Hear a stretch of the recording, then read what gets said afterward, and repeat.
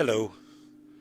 With our joyful news that the governor has released us from the stay-at-home orders and also the decrease of the cases of COVID virus, I'm prepared today to tell you that we will begin allowing people back to Mass beginning this weekend, Saturday and then Sunday. And there are some guidelines to follow, and so I wanted to share some of these with you. First, there's a letter from the bishop which came to the people of the diocese, but in particular, parts of it are worth reading. Gratefully, as you have likely heard, the governor announced that health officials have green-lighted the incremental lift of restrictions in our state, and as part of that, we will be able to safely gather in our churches again beginning on June 12th. The clergy of the diocese, along with the good staff who assist them, look forward to welcoming those of you who are able back home to your churches this weekend. And we will appropriately celebrate the true presence of the most holy body and blood of Christ in the Eucharist on the Feast of Corpus Christi. To prepare us for these next steps, guidance was issued to all pastors on May 26 to assist them in their role of facilitating the process of the restoration of Masses with a congregation.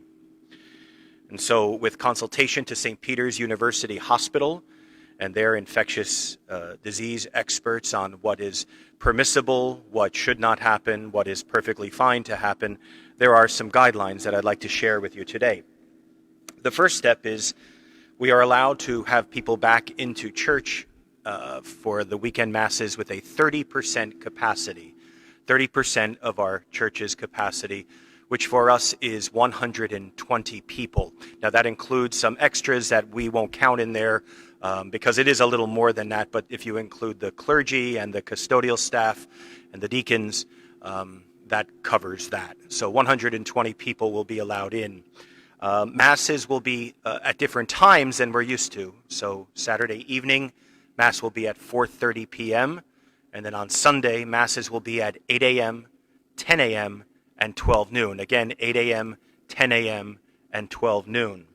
We will still hear confessions on Saturday at the normal time of 11:30 to 12 noon, but then on Saturday evening, confessions, instead of being 4:30 to 5 p.m., will be 3:30 to 4 p.m. So what to expect when you come in? First of all, when you come in, you'll see that pews are taped off on the ends, some of them, to allow for social distancing forward and back.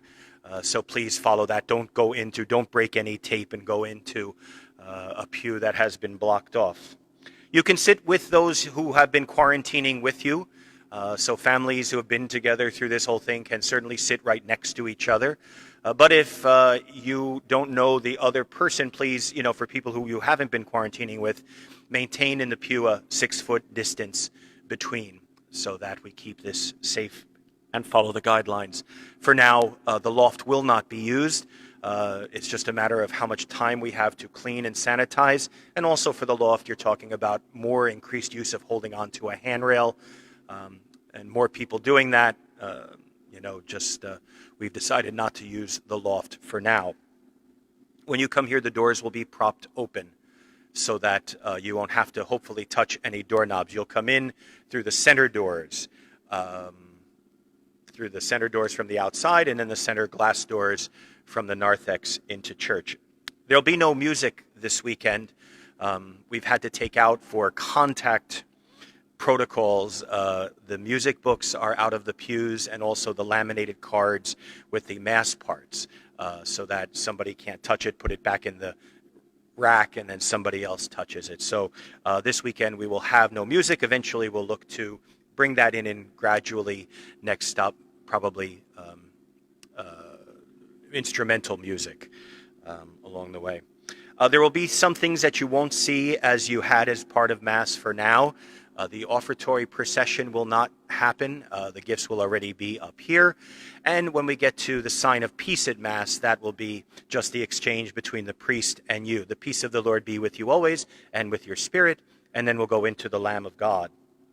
Reception of communion is going to be a bit different because the guidelines that we've been given say that they should happen after Mass concludes. So you'll sit and watch the Mass from beginning to end. Mass is ended, go in peace. And then when Mass is over, then the priests and deacons will sanitize their hands and put on masks, and then come down for the distribution of communion. And that'll take place as it normally does. We'll have two stations, four stations, two in the front by the foot of the altar, and two, as we normally do, in the back at the break by the baptismal font. So you come up to the center, through the center aisle, and then by the side aisles, you may go back to your pew if you want to, but you can't stay for too long because we have to get the church ready for the next Mass. Or you will go out all the way to the back, and after that you can depart by the side doors. Going out, the side doors will be open, so you'll just have a straight walk away down the side aisle and through the side door. Please don't stay in the church to talk to each other. Please don't stay in the foyer to speak with each other. Again, trying to still keep this sort of distancing. Once you're out in the parking lot, we have no control over what you do, so do as you'd like. You're wearing masks through Mass, only to take it down just before you're going to receive communion. So be aware of that. As you leave after communion, the Knights of Columbus will have baskets. They'll be standing in the foyer with a basket. You can just drop your offering envelope or your check, whatever you're leaving, into that basket. Out in the plaza outside the church will be a knight with the box that the bulletins was mailed in, so nobody else has touched them. He'll have gloves on, and he'll take one of the bulletins and hand it to you. In between the Masses, the pews are going to be sanitized, and this is why we need to have a little more time, not the 90 minutes between Mass. We're giving ourselves now 2 hours between Masses so that the church can be properly cleaned for the next Mass.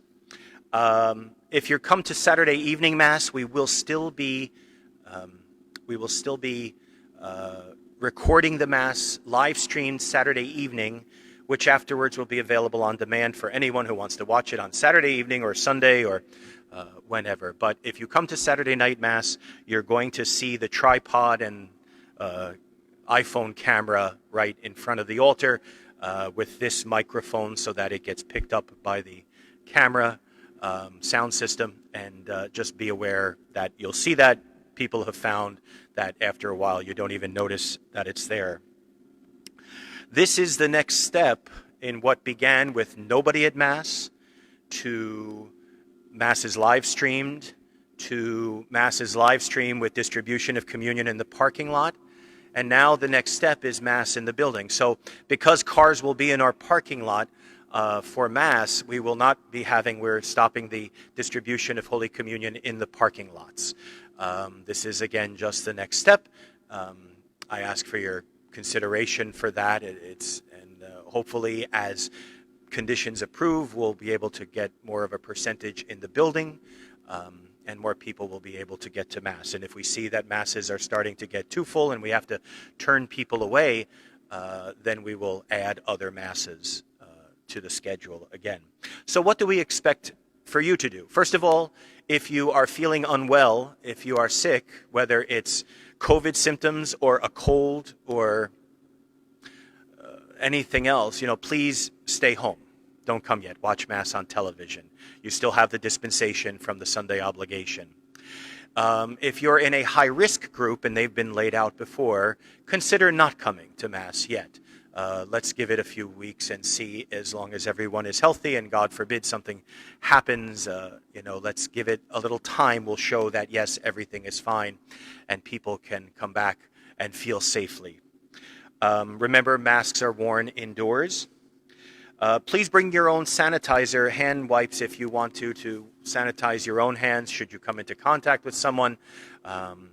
Also, there will be at the foyer when you come in, if you do not have your own gel to sanitize, you can wipe your hands, clean your hands there. There'll be a small table with some sanitizer. There'll be some stations there as well. So that's for you.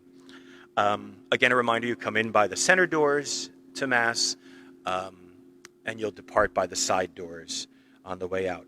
Please keep the distance in the pews, and also when you're coming up to receive communion, please keep a distance between each other.